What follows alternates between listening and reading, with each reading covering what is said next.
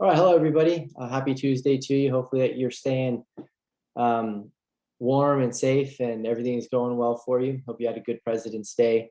Today we're going to be talking a bit about more normative ethics. We'll talk about some recap stuff related to consequentialism and duty-based ethics. Want to tie up some loose ends there, make sure that we're clear on some of the central ideas. And then we'll segue to virtue ethics. So the central piece that we're going to be using is Hurshthouse's paper titled Virtue Ethics. And I'll be discussing some of the key ideas from it this time and more next time, and then supplementing the Hursthouse with a little bit of work that's been recently developed by someone who's taken virtue ethics in an interesting direction that may interest some of you. And so that'll be the game plan for today and for next time as well. So we're running live here. We'll go ahead and share my screen, get the recap going, tie up some loose ends with the normative ethics tradition that we've been focusing on, that emphasizes the key question as how we should live our lives as central to normative ethics. We're going to see when we get to virtue ethics that the fundamental question that's prioritized is different. Okay, so hang tight, we'll get to that. Let's go ahead and do some review. I'm going to share my screen. Okay, so again, hopefully everybody's doing great. Hopefully this finds you well. Happy Tuesday. Happy belated President's Day. Here we go. Okay, so here at the top of my sheet here on my screen, here's Word doc. I have a very basic, rudimentary, imperfect action theory diagram. So we have these antecedents of action on the left-hand side. The right-hand side, we have the consequences of action. Right? When philosophers do normative ethics, when ethicists do normative theory, right? One of the key goals is to figure out what makes an action morally right. Okay, so we can talk when we get into talking about these normative ethical theories, we can sort of lose sight of like what's really, really important in a big picture, in terms of the big picture. The big picture is, look, we think that some actions are morally right. Okay, what property does a morally right action have that makes it morally right in the first place? And they're just given this very rudimentary action theory. There's initially just a couple of straightforward, fairly intuitive, initially plausible, it seems, options open to the philosopher who's doing normative ethics. You can look at the consequence and say, look, an action is going to have certain consequences. An action's going to have certain consequences. And those consequences are going to have properties. One property of an action's consequences could be, it could be such that overall they're positive, overall they're good. So consequences of an action could be the following: the property of having on balance being good, they could have the property of being such that, right, they are on balance good. Right? That'd be a property that could be had by an action's consequences that could be morally relevant, at least initially seems morally relevant. The consequentialist certainly thinks so. The consequentialist claiming that that is the central moral property, the central property that we need to be looking at when we think about an action, determining whether it counts as morally right. Okay, so an action is going to have consequences. So an action's rightness, then its moral rightness, derives from a property had by its consequences. Okay, property had by its consequences, the relevant property had by its consequences, are such that those consequences are on balance good, right? Or according to many traditional consequentialists, those consequences have the property being the best consequences, or at least tied for the best in terms of the consequences that resulted from the action. Okay. We began the normative ethics unit by talking about consequentialism. Then, after talking about consequentialism last week, we talked about duty-based ethics, deontological ethics, and we looked at a paper called Deontology. Okay, it was a co-written paper So, by Kantian and Rossian, the consequentialism paper that, as you guys read, was members read by the Shaw, just by way of recap. And we saw that if you go Kantian with respect to your deontology, the location of morality, right, or the property of an action that makes the action a moral one, right, isn't the consequences, or isn't a property had by the consequences, rather it's a property had by the antecedents of action, and in particular, the reason one has for acting, okay? And in particular, the reason that one has for acting is going to be the reason that guided the action, the reason that was motivating, we say. Okay, so that's why I have motivation or intention and reason here. And they're oftentimes kind of lumped together when thinking about the antecedents of action. I think a case could be made that these can be distinguished in various ways, but I just wanted to offer just a very, very beginner type, diagram of what an action theory might look like. So if you go Kantian, you're going to locate morality over here, okay, on the left-hand side, okay? And if you go consequentialist, you're going to focus on properties had by, right, the consequences of an action, okay? So what Kant's going to want to say, going back to the Kantian deontological view, is look, in order to test whether or not an action is right, we have to look at the properties had by the antecedents of action, the properties had by the reason that motivated the action in the first place, okay? And the idea is the reason, as we learned from studying Kant, right? The reason for acting has to have the property of being a moral reason, which in effect just means that the reason for acting has to have the property of being a moral principle itself, a moral duty itself. Okay. So anyways, hopefully that is just sort of some big picture discussion that helps out with understanding some basic normative ethical theory, consequentialism, and the Kantian deontological theories. Of course, there was one other deontological theory that we concluded with last week, and that was the Rossian view. On the Rossian view, the consequences can have moral significance for an action. So the consequences, a morally correct action can be morally correct in virtue of having consequences have the property of being overall good, right? And we saw that one of the prima facie duties that Ross gives us was the duty to be beneficent, the duty to benefit, right, others. But what Ross wants to claim is that consequentialism fails because only one of the fundamental obligations, one of the fundamental moral obligations we have, involves promoting good consequences. In fact, there are 6 other fundamental principles that, moral principles, that is, that hold in the correct ethical theory, the correct ethical system, normative ethical system, more exactly. Now, keep in mind that Ross, he includes, he concludes in his theory an aspect of consequentialism without reducing his whole theory to consequentialism.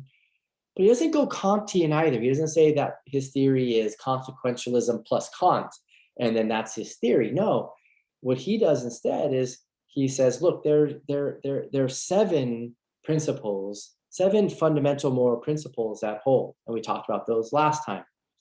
He doesn't get into this talk about, well, an action in order to be morally correct has to be one that has a reason with a certain property, the property of, right, being a moral reason. He doesn't say that, so he doesn't go Kantian in that regard. Of course, motivations can be important to, right, our actions. And in fact, when we think about our motivations can be moral, okay, for Ross, no doubt about it. But he doesn't go Kantian. And this is really, really important because a lot of people, what they take away from deontological ethics is primarily Kantian. At least this is a common thing that happens. They think, oh, the consequentialist is concerned with consequences, that's easy. And the deontologist is concerned with motivations, concerned with intention, concerned with reason for acting. But when right? People say this, they are oversimplifying deontological ethics, because there's the Rossian deontological ethical system, right, that doesn't focus on the antecedents of action, right? These aspects of motivation, intention, and reason, right? The properties had by them for determining, right, the moral correctness of an action. He doesn't do that at all. In fact, with Ross, it seems that what he does is he thinks that we have motivations and intentions that are significant, right, for acting, and then we can assess the motivations, intentions, or reasons for acting independently of assessing the action itself. Indeed, so long as, right, the action is performed and in line with the relevant prima facie duty that he articulated, the action is going to be morally right. So keep in mind, there's a lot more to deontological or duty-based ethics than Kantian ethics. Okay, there's the Rossian view, and guess what? There are other views besides those. Okay, so there are views that deny that there are any principles, right, that hold true. So Ross thought that there were these 7 prima facie duties that held true, right? There's some duty-based ethicists who are non-consequentialists by definition, but they're also, right, they're also denying the Rossian system and just saying that morality, right, is objective, like the Kantian and the Rossian thinks, like the consequentialist thinks, but there aren't any principles whatsoever that are true. And in fact, morality is very, very particular, right? And each particular situation requires that we assess, right, them morally to determine what the right thing to do is. Morality still remains, right?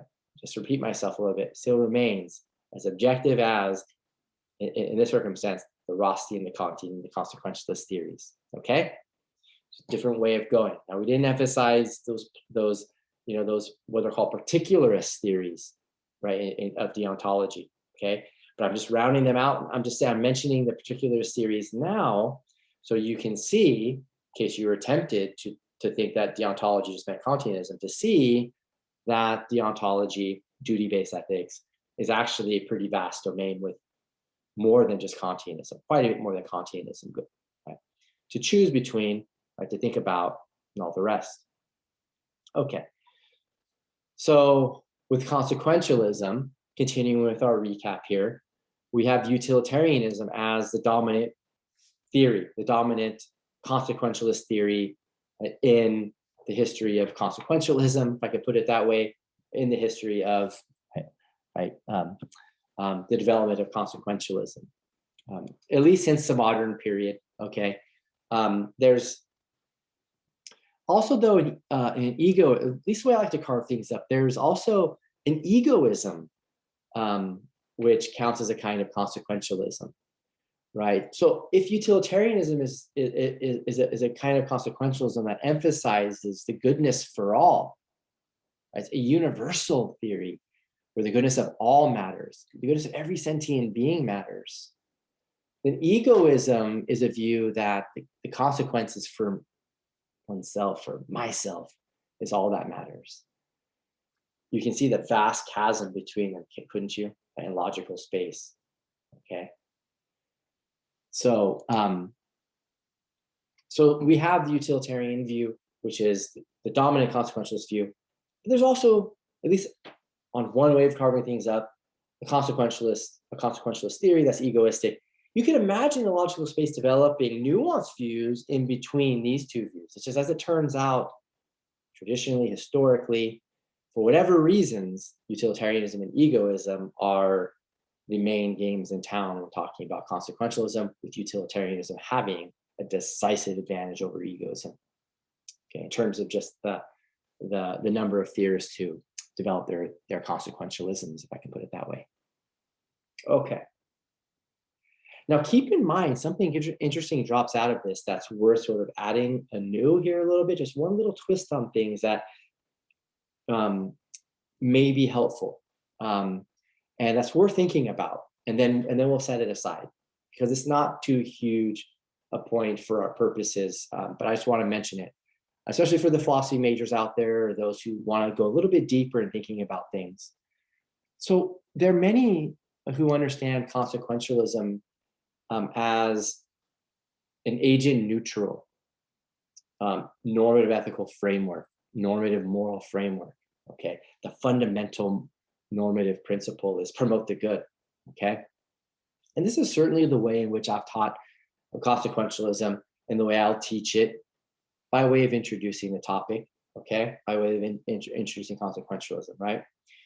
But now, when we think about utilitarianism, when we understand what it is, right, as a kind of consequentialism, it's a theory about promoting the happiness of all. It's also, right, its fundamental, right, normative moral principle is agent neutral, right? And it makes no essential reference to any agent. But then when we get to egoism as a kind of consequentialism, the water is muddy if we're going to define egoism as a kind of consequentialism, right?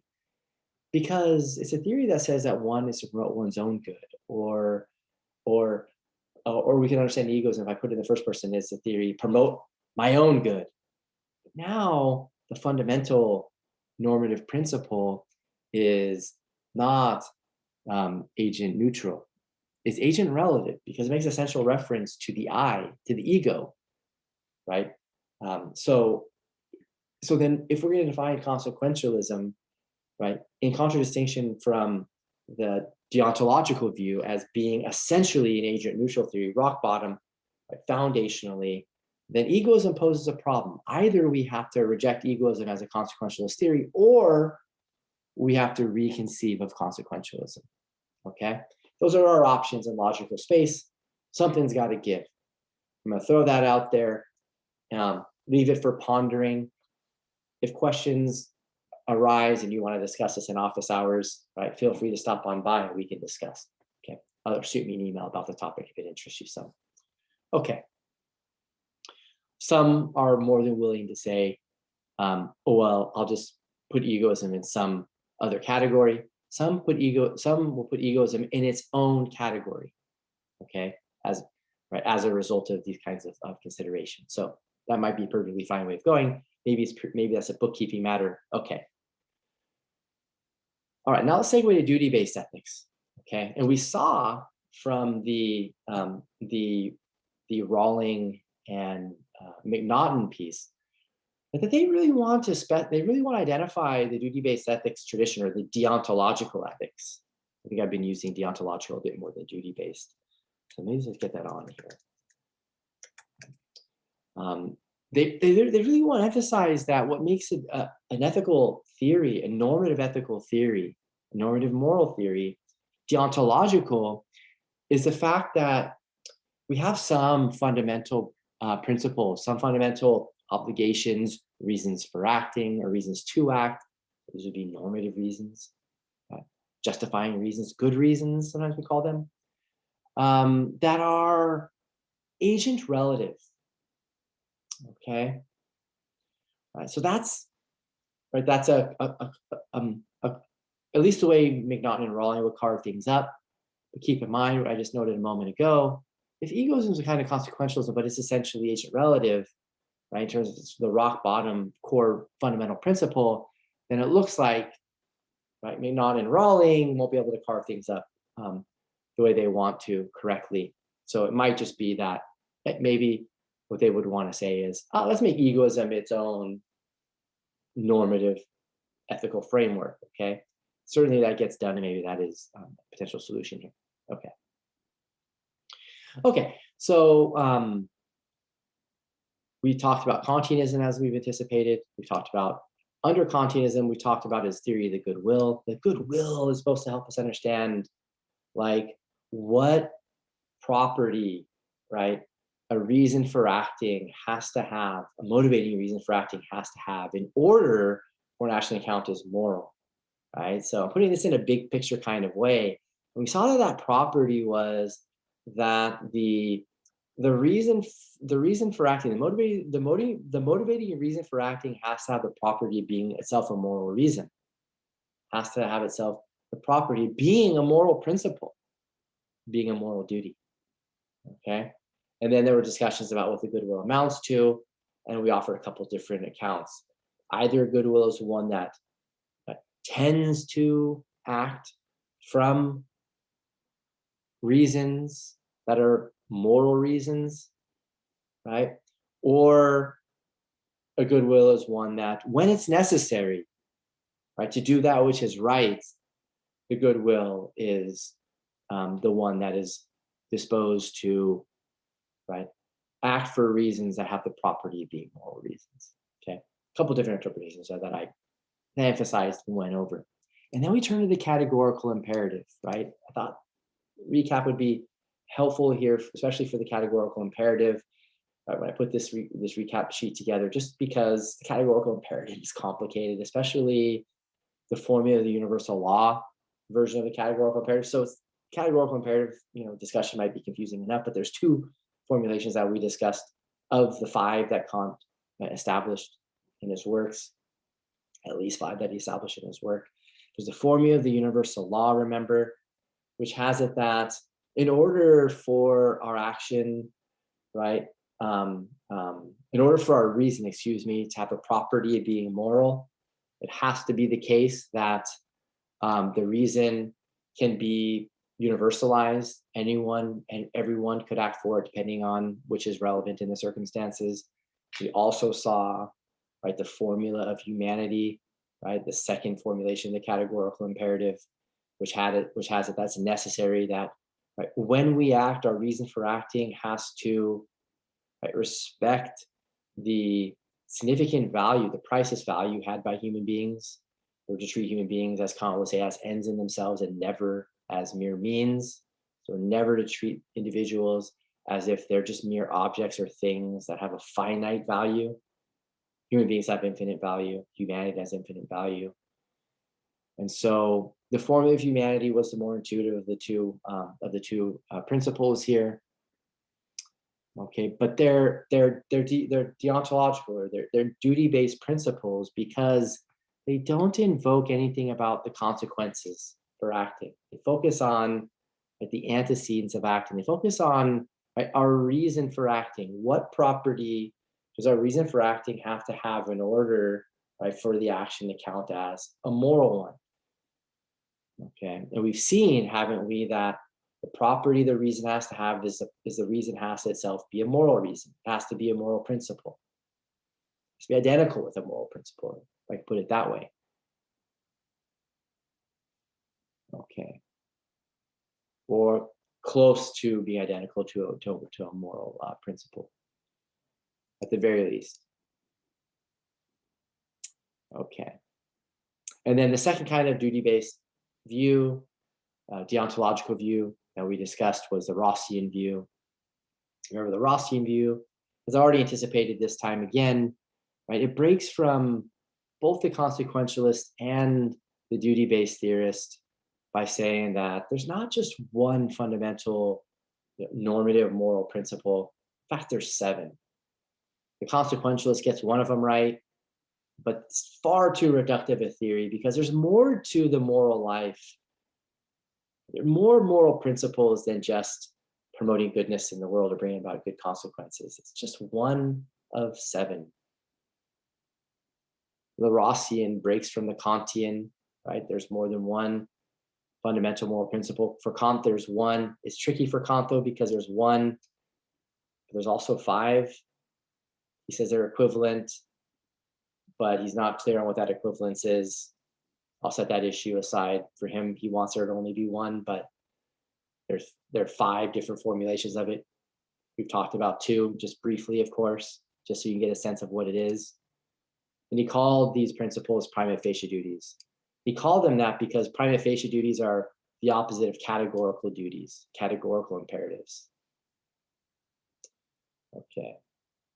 So just keep in mind, I've emphasized this already this time again, but one of the reasons I like to just even mention the Rossian view and the particularist view that I mentioned a few minutes ago is just so that we make certain that we don't think that deontological ethics just is Kantian ethics. It's a very, very common thing that you'll see online when people write about deontology, deontological ethics. Okay.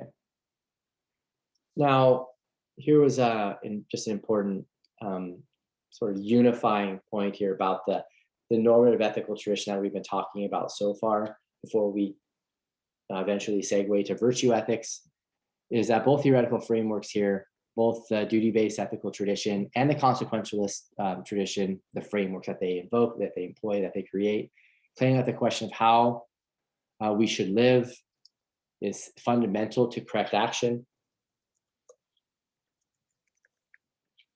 Okay, and we're going to see in a moment that there are other possibilities here, which then produce different normative ethical frameworks. Okay, but still, when you're doing normative ethics, the theory of right action is absolutely central. Just how you're going to arrive at it. Are you going to think that, you know, how we should live right action itself is already fundamental, and then we determine, right, what properties an action has to have in order to count as morally right? Or are you going to say that there is something else normatively upon which theories of right action depend? And that's what the virtue ethics tradition gets us to, and we'll get there. Okay, so that was all by way of some recap. I introduced a couple of wrinkles on some things as food for thought for those who wanted to go a bit deeper in the material. Tying up a loose end here, I said we were going to talk about duty-based ethics before we were in a position to come back and discuss a couple of problems with consequentialism. So that's what I wanted to do just before moving on to and segueing to the virtue ethics. So just by way of recap, let's talk about all of the problems. And it was these last 2, 3, and 4 that needed discussion of deontology before we're in a position really to appreciate and understand.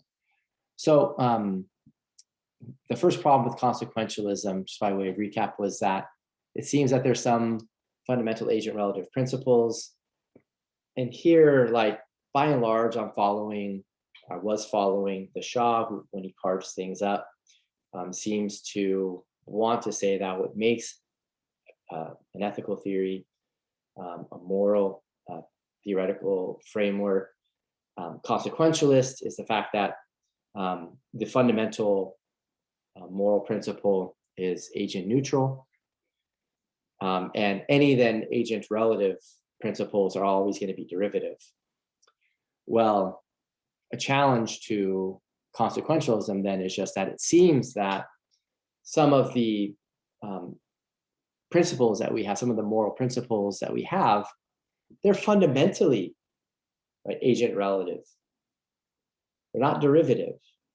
And the paradigmatic cases here would be like the agent relative principles that derive from special relationships that we have. And the special relationships that that parents have to children, and that, you know, siblings have to each other, right? That friends have with each other. There's just a couple examples, or a few examples. So that was one challenge. But again, this challenge relies on, in part, the way in which, you know, Shaw tries to define what's essential to consequentialism compared to other normative ethical frameworks. Consequentialism in many cases seems too demanding. So remember, the idea here was that the traditional versions of consequentialism developed were maximizing in nature. So they claim that what we need to do is we need to maximize the good, or the goods, as the case may be. Thinking about the most common form of consequentialism, again, utilitarianism.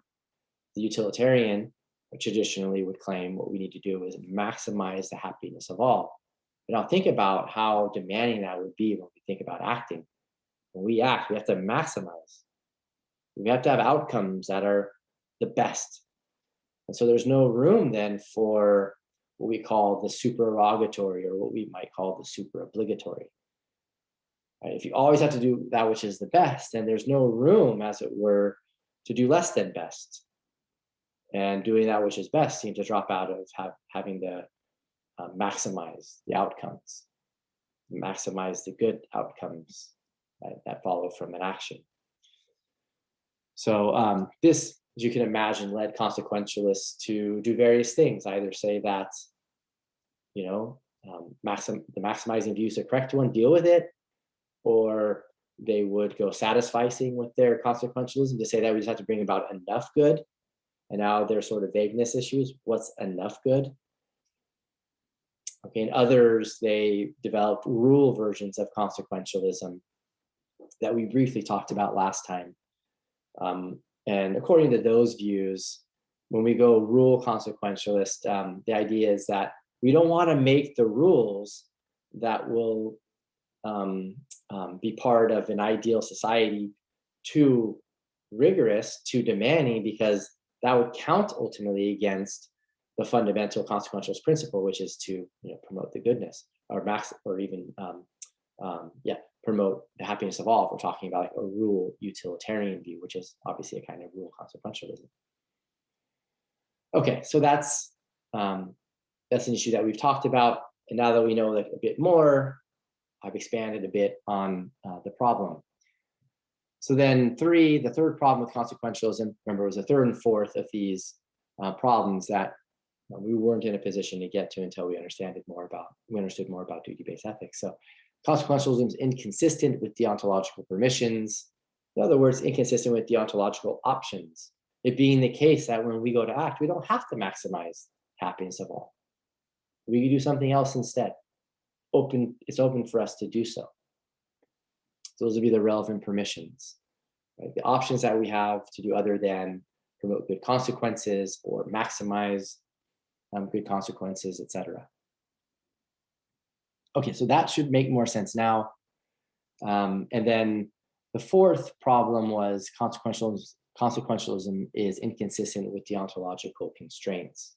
So we talked about constraints and options both last week. We think about deontological constraints, be thinking about how it seems like there are moral constraints on what we can do and our efforts to bring about goodness in the world. So even if it's true that we do have a general obligation across a wide range of cases to promote good consequences with our actions, there's still, at least in some cases, going to be problems with violating people's rights or acting unjustly, right? As we endeavor to promote good consequences, bring about happiness or promote the happiness of all, et cetera, et cetera. Okay. So, so those round out the problems of consequentialism. And again, the third and fourth ones needed to be dealt with. That was just a loose end that needed to be tied up. Okay, so now we're in a good position to segue to virtue ethics. Okay, so here I've got in my discussion some Aristotle. So the discussion of Aristotle will be close to the discussion that we find in Zagzebski of Aristotle's virtue ethics. I'm sorry, in Hurshthouse's theory of virtue ethics. She discusses Aristotle. Zagzebski is this figure who I'm not going to have you read. I do have some things if you're interested in reading some of her, but next time we'll get to her. She's someone who's doing some new and interesting work in virtue ethics that may interest some. So if there's time, I'll discuss these new directions of virtue ethics. But the focus will be on the Hursthouse, and she focuses in her piece quite a bit on Aristotle for good reason. Okay, so the basics. So virtue ethics is a normative ethical theory. No surprise there. We're kind of in the middle of a normative ethics unit after dealing with a value theory ethics. So two of its theoretical competitors, as we've discussed so far, the last couple of weeks, respectively, consequentialism and duty-based ethics, or consequentialism and deontological ethics. So they're philosophical competitors. So the virtue ethicists claim that in order to answer the question of how we ought to live, which is taken to be fundamental by the consequentialists and the deontologists, they claim that we need to ask a more fundamental question. The question is, how are we to be? How are we to be in terms of our character? Okay, so that's the fundamental normative question. So we're going to answer the question, what is the location or what property is had by an action that makes it morally right, by looking at an antecedent of the action, but an antecedent that goes beyond just thinking about one's reason, right, for acting, or one's motivating reason, right, as Kant did, right? We're going to be thinking about our character. So the question is how are we to be in terms of our character? And typically the answer involves, well, we're to be virtuous in terms of our character.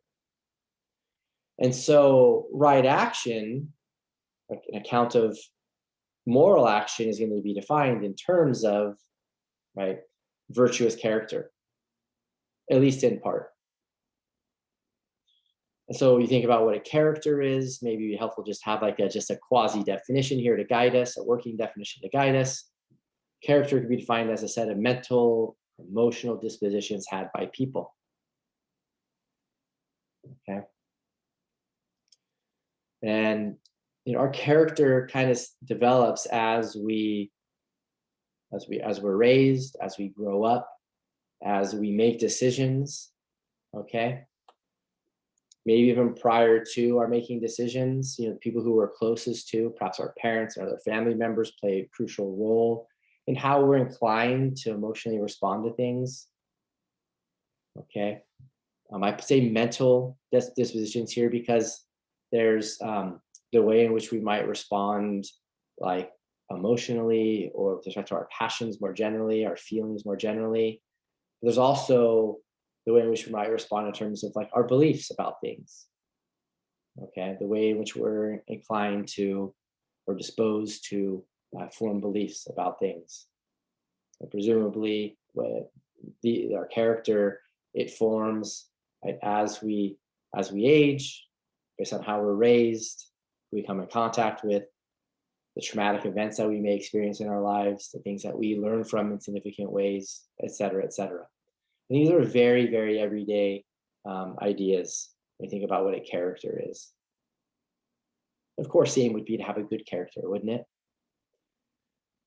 So virtue ethicists claim that we should have a virtuous character, shocker, and that we should avoid having a vicious character. So now we have this action theory that includes a bit more than the ones that I've shown previously.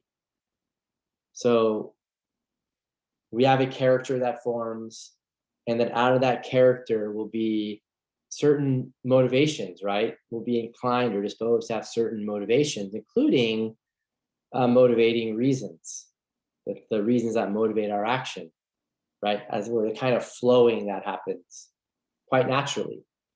And then there's the action itself, or the actions themselves, and the consequences that flow from our actions. So, right, what property does an action have?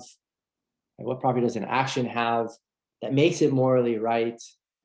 And the virtue ethicist is going to say that the right answer involves, right, at least relatively fundamentally, thinking about right, facts about or properties had by an individual's character.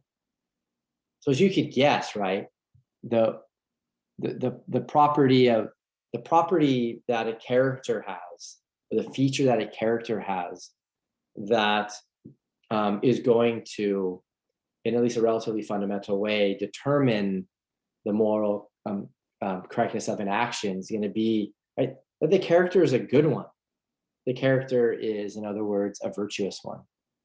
And then we say the same thing about like a wrong action. A wrong action is going to be one that's partly determined by a character that has a property of being, like, vicious. Okay, a character that's vicious. Okay. A character that's inclined to have bad motivations, which then lead to the actions in question. Okay. So virtue ethics has a storied history, right, in the philosophical tradition, going back to the ancient world. We have Plato and Aristotle, who are both representatives, right, of the ancient virtue ethics tradition. And they were both well aware of what are known as the cardinal virtues. Ones I'm sure you've heard of in other contexts. So this clip here is, as many of you know, from the center of Raphael's School of Athens painting. Aristotle is Plato's student. Plato's gesturing upward. Aristotle is gesturing downward, earthward, as it were. That's supposed to capture differences in their philosophies very generally. And just roughly, in case you're interested, you might not ever look at the painting by Raphael the same again. But Plato here is gesturing upward because Plato had a view according to which there was like this separate realm of what he called, or what Aristotle called ultimately, these universal objects. So Aristotle was a pupil of Plato, and he had interpretations of Plato that have been lasting. And Plato theorized about these objects he called the forms. Okay, these objects that were grasped by our mind or our intellect alone. And Aristotle came along and called these forms these universal objects. And on that view, you got these universal objects that that explain why the sensible world is the way it is, the world that we encounter through the use of our senses. Okay, if it's helpful at all, you might think about how the theological worldviews, according to which there's this separate realm, right, where there are the gods, or there's God, or there's some kind of spiritual, right, reality or force that serves as the creative basis for the created world, right? Plato has a view that's like that. Okay, it's different, okay, but it's a view that's like that. And Aristotle did believe in the gods. He was theistic in he was polytheistic in his thinking about the gods. So he believed in the gods and all the rest, but he didn't think that we needed Plato's realm of these universal objects to explain how it is that objects could share the same property. So the issue of there being these universal objects that Plato called the forms, Aristotle called the universals, arose because it seems as if objects in the world that we experience regularly seem able to share, right, the very same properties. Okay, so like I'm wearing a gray coat. I have objects in my dining area that are gray as well. They seem to share the property of being gray, and they're doing so like at the same time, though in different places. So what Plato thought is there have to then be these universal objects like grayness that have multiple instances, repeatable instances in the sensible world. Aristotle says you don't need this abstract realm of existence, abstract realm of forms, in order to account for the existence of universals. Okay, he thought that universals, though they exist, they always only exist in their objects, and then we use our intellect to, as it were, abstract away from the objects and form concepts. Okay, and the concepts obviously are universals, aren't they? Because concepts can apply to multiple things. Okay, so think about the concept of grayness. It applies to everything that's gray. Okay, so that's all kind of abstract here, but that partially explains at least why we have Plato doing this and Aristotle doing this in the center of this painting. But they both had very similar ethical views. Even though once again, Plato tried to put ethics in this realm of the forms, or what the realm of the universals, as Aristotle would have called it. Aristotle tries to get rid of that realm altogether and thinks about things somewhat differently. But they're both virtue ethicists in the sense that virtue is the basis of correct action, or is at least a significant a fundamental basis for correct action. The cardinal virtues historically are, going back to Plato, wisdom, courage, justice, and temperance. So wisdom is a kind of knowledge, right? Courage is a kind of response to fear, I mean, that's more closely akin to Aristotle's conception of courage.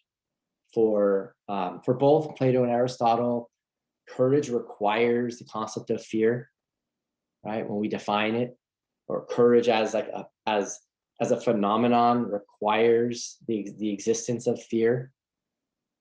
Okay. So for Aristotle, courage amounted to a kind of response to a healthy, excellent response to states of fear. For Plato, he was more intellectualistic, at least in certain of his moods in defining courage. It was, right, having the right beliefs, right, about what's to be feared and what's not to feared, not to be feared, excuse me. So very intellectualist way of thinking about it. He's been dinged traditionally for having such a view, right? Justice is going to involve things like, most naturally, and easiest to think about the fair distribution of resources. For someone like Plato, he thought that justice in the soul was a kind of harmony of the soul, where each part of the soul does what it's supposed to do. And crucially, that meant that reason is supposed to rule the soul, because that's its primary function. And the other parts of the soul were to do what they're supposed to as well. So we thought that there was an appetitive part of the soul that involved, things related to satisfying thirst, satisfying hunger, satisfying our sexual appetites, et cetera, et cetera. And there's other part of the soul that was related to our passions and our emotions, and they're to do their jobs. And each has their job, and they're not to interfere, right, with each other. So in other words, what this basically ends up entailing and amounting to is the idea that that the emotions shouldn't rule the soul, our appetites shouldn't rule the soul, but rather reason should rule it. Okay. So that's just to give you like a sense of how Plato thought about it in his way. And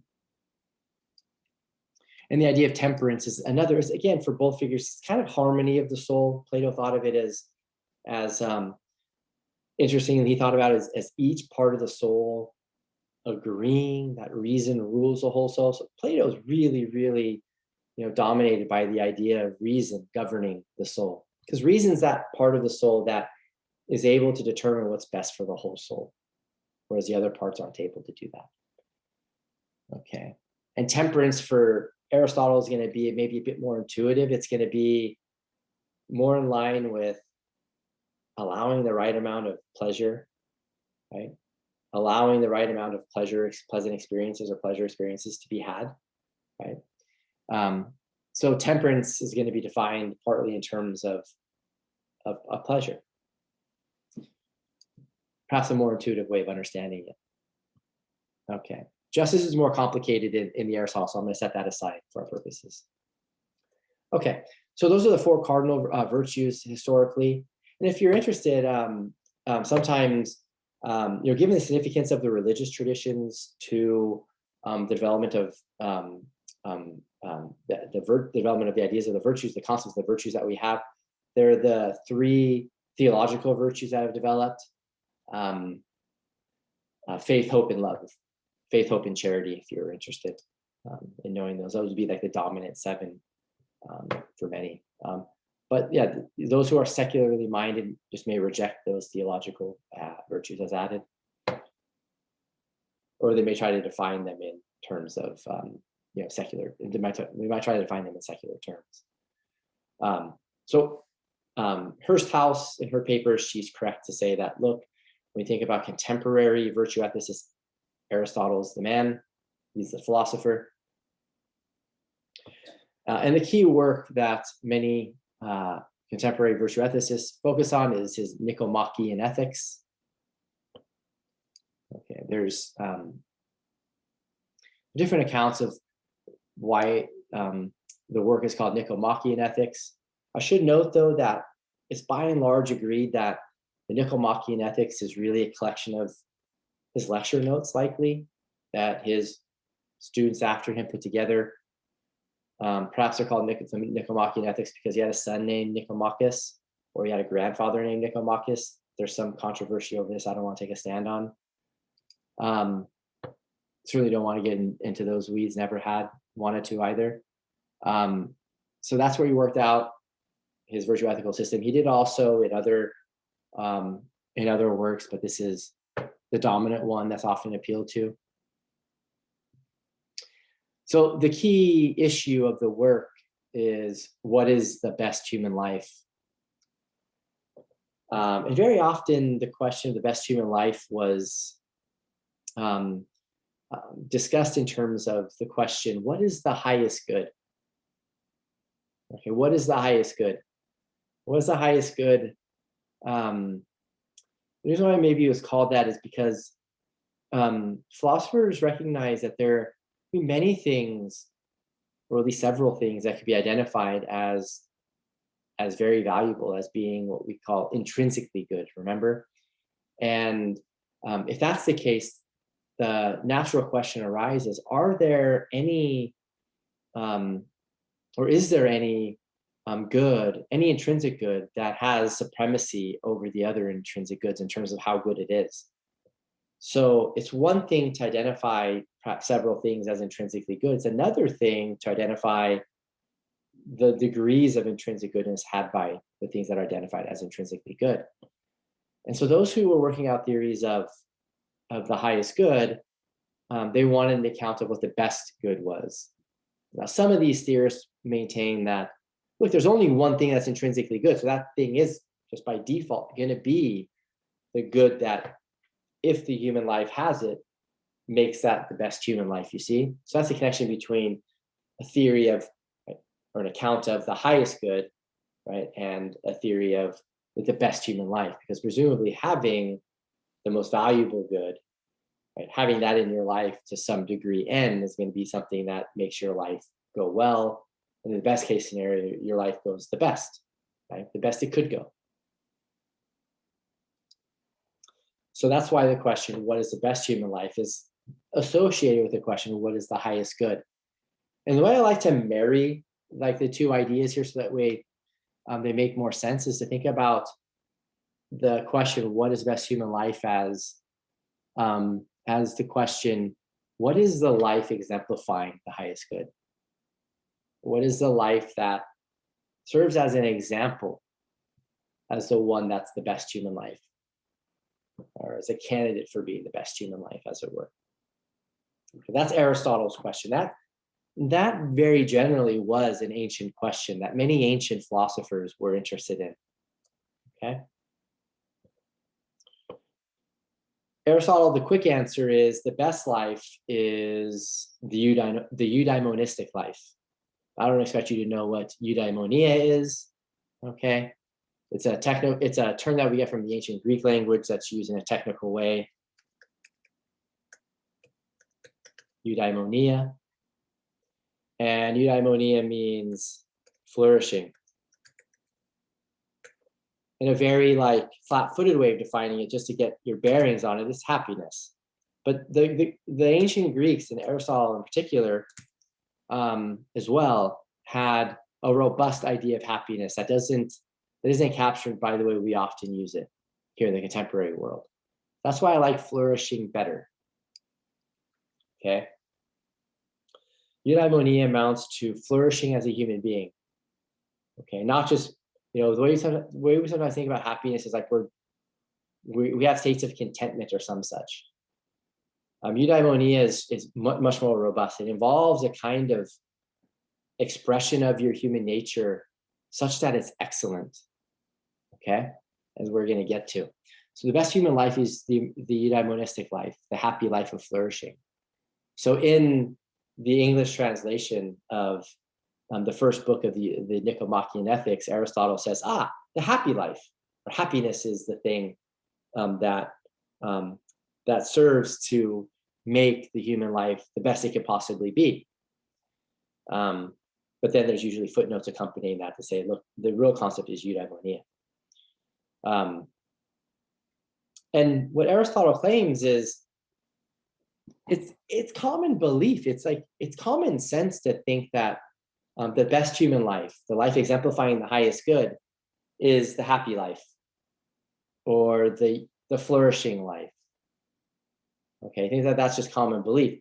And Aristotle had this interesting methodology that has withstood the test of time, despite the fact that it has its detractors in every philosophical generation.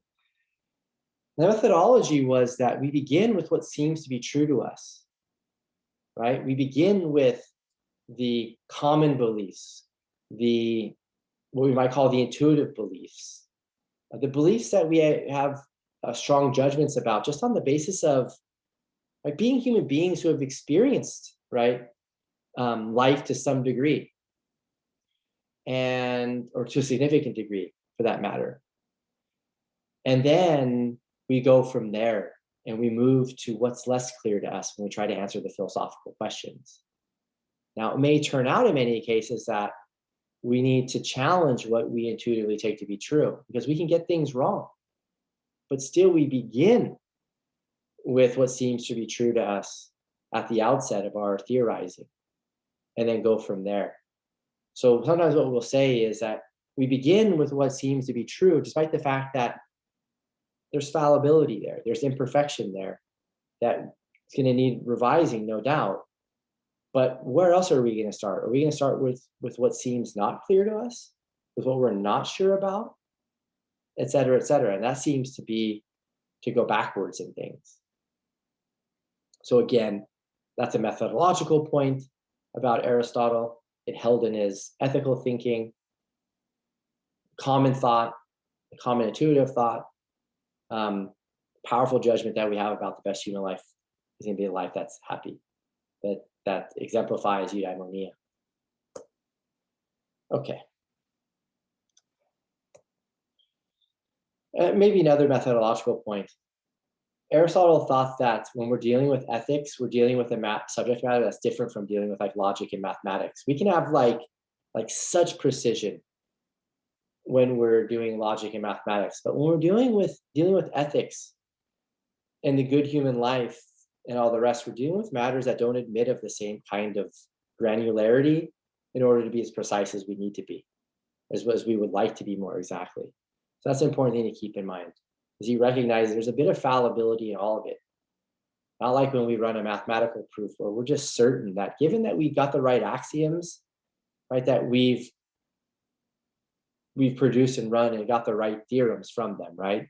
But the axioms conjoined with certain logical principles, we get our theorems. Those theorems are just golden insofar as we've got the right starting points. When it comes to ethical thinking, it's not as precise. Okay. So we're thinking about the question, what the best human life is.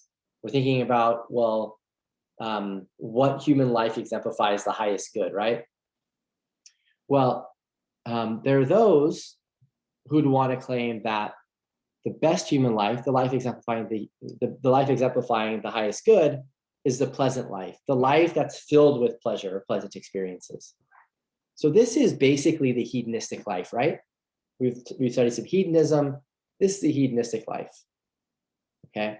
There are others who say, oh, pleasure is all well and good, but it's not enough. We also need, right, virtue. Insofar as we're theorizing about the best human life, the life is exemplifying the highest good, right? It's not enough that life have on balance pleasant experiences or a lot of pleasant experiences, the most pleasant experiences, whatever. It also has to be the case that life has a lot of virtue, a lot of moral virtue. Okay, so famously, Aristotle argued that the pleasant life, despite the fact that pleasure is something that is valuable in its own right, it's a theory that's fit for grazing animals. So the hedonistic theory is a theory fit for grazing animals because grazing animals can get quite a bit of pleasure as well. Without, guess what? Without being virtuous. So what distinguishes then, right, the human life that's right, the best human life, or the human life that exemplifies the highest good, from what an animal, a mere grazing animal can attain? And Aristotle says, reflecting on the pleasant life, leads us to see that we also need virtue. We need moral virtue. We need a kind of excellence, a kind of excellence that non-human animals, just like raising animals, just can't get. So what Aristotle ends up claiming here, I say this, by way of summary after discussing the both the pleasant and virtuous lives, or the life that has both pleasure and virtue in it. What Aristotle claims is best human life involves pleasure and virtue, but is not identical to either the pleasant life or the virtuous life. Oops. Okay. So we know it needs pleasure. We know it needs virtue. So these are necessary, right, for the best human life. There's got to be a lot of pleasure experienced. It turns out not too much, though, but there's got to be enough pleasure. Okay. Indeed, even a lot, but you have to be careful that's not too much on his view. And there also has to be a lot of moral virtue, moral excellence. Okay. So that's to capture the idea that they're both required, okay, but neither on their own is sufficient to account for, right, the best human life, or to capture what the life exemplifying the highest good is. Okay. So why not the pleasant life? As I've already noted, because if the pleasant life was enough to be the best life, then the life of grazing animals would be just as good as the life had by human beings. That seems to be wrong, right? It seems like we can live superior lives to mere grazing animals. And why not the virtuous life? Why not just thinking about the virtuous life all by itself? And Aristotle claims because when we think about the virtuous life, it's consistent with someone who's virtuous that they suffer a lot, because their life has a lot of misfortune. So you can imagine someone who's quite virtuous. Maybe you know someone like this who's just virtuous, who's a good person in terms of the virtues, but they've lost a lot of loved ones, right? They themselves perhaps have suffered misfortunes, perhaps from the natural lottery or the family social lottery, etc. So that tells us that the virtuous life all by itself isn't enough to count as the best human life. It's not going to be the life that exemplifies the highest good, because then what we need to add, despite the fact that virtue is essential to the best human life, we also need to add good fortune. So another necessary condition, a necessary aspect of the best human life is going to be that life not have a lot of misfortune. In fact, it has to be the case that the life has a lot of good fortune in it, not misfortune, but good fortune. And not just for short periods of time, but just throughout it. The best human life is going to be filled with good fortune. And Aristotle cashes this out in various ways: being good looking, being born to good parents who care about your virtue and care about you as an individual, right?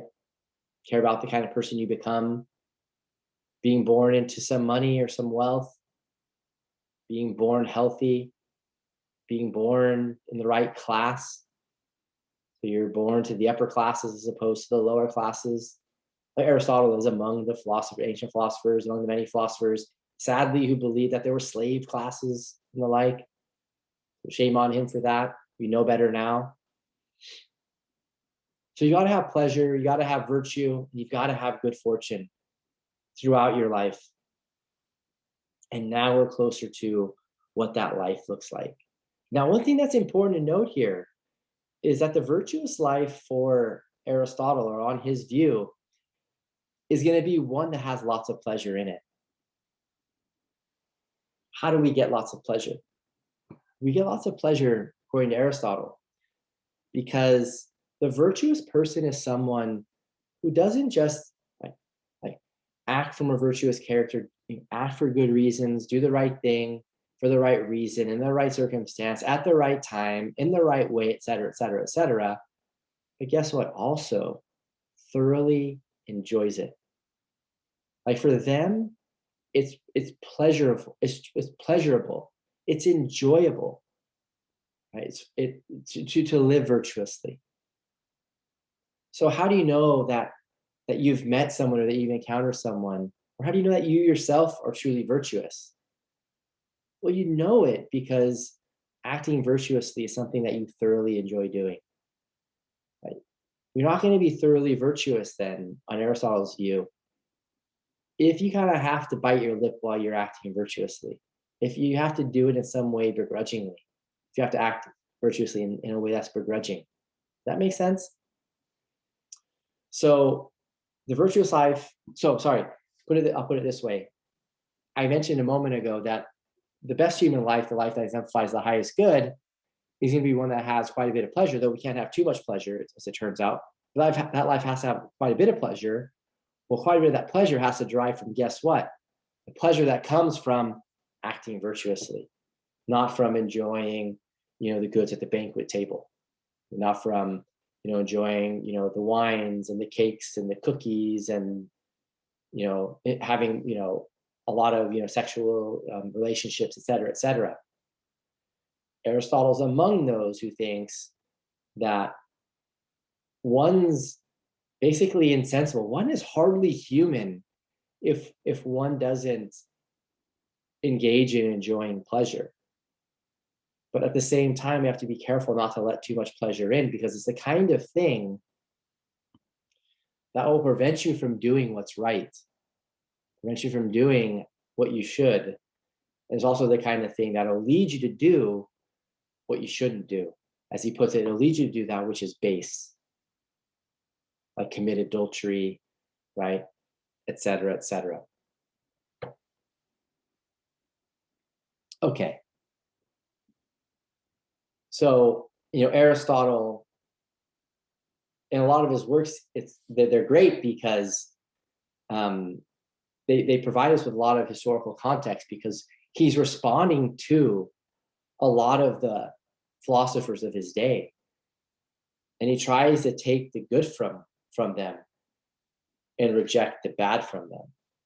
And so there were theorists in Aristotle's day that have existed throughout the history of philosophy who have claimed that pleasure is this really, really bad thing, that we need to be mindful, that we need to be so wary of, that we need to actually stop enjoying it. We need to become like full on, like monk type ascetics, give up pleasure. Okay. In some traditions, the connection between the enjoyment of pleasure and having desire satisfied are so closely connected that some traditions would say that what we should do is stop desiring altogether. And desire is a source of our problems. And so we need to stop those. Some, I think, bad interpretations of like Buddhist philosophies claim such things.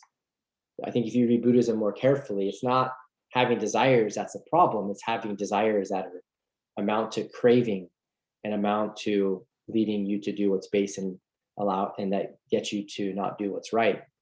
That are significant to even the philosophy of the Buddhists. If you're interested in these kinds of views, these kinds of views were developed. And keep in mind, Aristotle is living at the time when Buddhism would have been, spreading.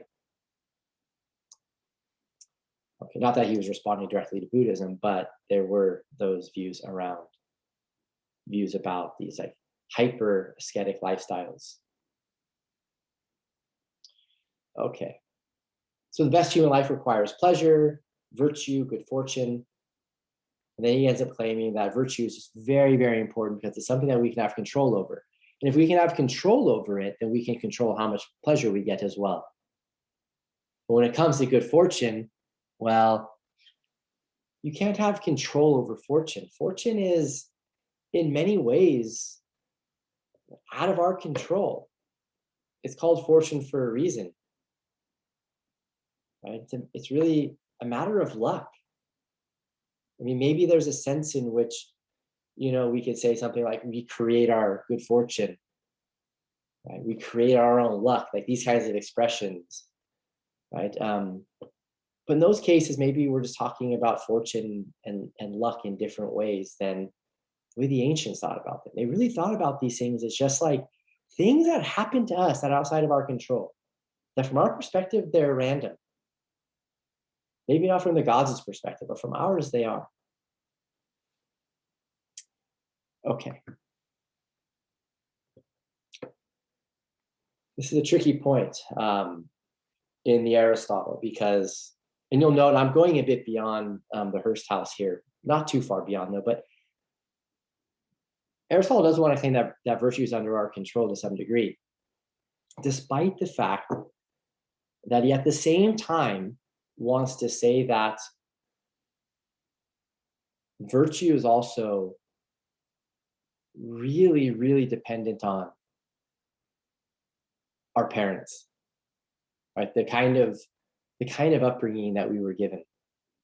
So Aristotle tends to think that if you're not given a good start, sort of virtue training from the get-go, then it's very unlikely that you'll end up truly virtuous in your life. But then he makes claims like this, where virtue is under our control. Okay, perhaps it's under our control to a certain degree. Okay, but still, and in Aristotle, there's no notion that you find in like religious traditions where they talk about the virtues. There's no notion of grace to supplement the fact that our moral upbringing, our virtuous upbringing, right, the effect that it can have on our long-term, right, virtue development. So there are those religious traditions which would have it that even if you weren't given a good upbringing, no worries. There's like divine grace or something like that, supernatural help, right, from the gods or from God that can help you, as it were, in cultivating virtue. Okay, but what is virtue? Well, virtue is something, just very generally, that makes the one who has it more excellent. So virtue is a kind of excellence. The Greek word, if you're interested, is arete, which just means excellence. So Aristotle is going to give his take on it. So hang tight. So this claim here isn't too terribly informative. Just something to initially say to hang our hats on. So so there were in the ancient times for Aristotle, there was such thing as like a virtuous horse, a virtuous animal, because there was something it was to be a virtuous horse, to be a virtuous animal. Okay, to be a virtuous animal just meant that you had those traits, those qualities that led to the thing in question being more excellent, so the horse or the animal being more excellent. Okay, and ultimately to that being flourishing. Right? So get back to that eudaimonia term, that'll be relevant. So the relevant sense of virtue that's important for Aristotle is moral virtue, something that animals lack. Okay, so that's just something to have in mind. Okay, it's moral virtue that's going to be relevant for human beings. Aristotle didn't think that animals could be morally virtuous. Okay, so what makes human beings excellent? I'll conclude with this, and I'll just say a couple of things and then stop. So what makes human beings excellent? Well, Aristotle thinks that the clue to answering this question, or what makes human beings morally virtuous, what's required to answer this question, the clue to answering this question, involves thinking about what it is about human beings that distinguishes them from other living things, or other things more generally. He oftentimes will talk about living things because human beings are among the living things. There's plants, there's animals, and there's us, there's human beings. Okay, we're all living things. He thought that all living things had souls, and the kind of living thing that we were depended on the way in which the soul was developed, or the nature of the souls in question. So plants have aspects that involve like nutrition and growing and these kinds of things. They have to be in the sunlight, they're given water, and then they grow. Animals have that sort of nutrition component as well. You feed them, they grow, but they also have sense perception, which plants lack. Human beings have sense perception and that nutrition component that's connected to the appetitive part of our souls. So Plato and Aristotle, they kind of agreed on that aspect of the human soul. But human beings, in addition to sense perception and the nutrition or appetitive part of our soul, have the rational part of our soul. We're rational. So Aristotle famously said that we're rational animals. So our rational faculty is what separates us from other living things. And then Aristotle claims that a rational faculty divides into two, theoretical and practical. I've already introduced this when I introduced the theoretical and practical reason that we find in, remember, Kant. And so we become excellent, morally excellent, it turns out, through the use of our rational faculty. By making our rational faculty more excellent, we become more excellent, we become virtuous. Okay. So the best human life is going to be one, just to round things out here, is going to be one that's virtuous, but being virtuous means that it's going to be pleasant. And then there's this other component involving good fortune. All three are required for the best human life. The life is going to find the highest good. Of those three things, the most important thing that's under our control is virtue, because virtue is going to end up being related, at least in part, to the decisions that we make, et cetera, et cetera. But keep in mind that our excellence is going to be grounded in how it is that we cultivate and develop our rational faculty. Okay, so more will be said about this next time. We'll talk a bit more about the Aristotle. We'll talk more about how Hursthouse develops her paper and thinking about virtue ethics, and then we'll segue, if we have time, to a bit of the Zagzebski new directions in virtue ethics. Let's see what we have here in the chat. Okay, yeah, thank you. Yeah, have a good one. We'll close here, and I'll see you all next time. Have a great rest of the night. Have a great Wednesday, and then have a great day Thursday until I see you. Be well, everybody, and take good care. Bye-bye.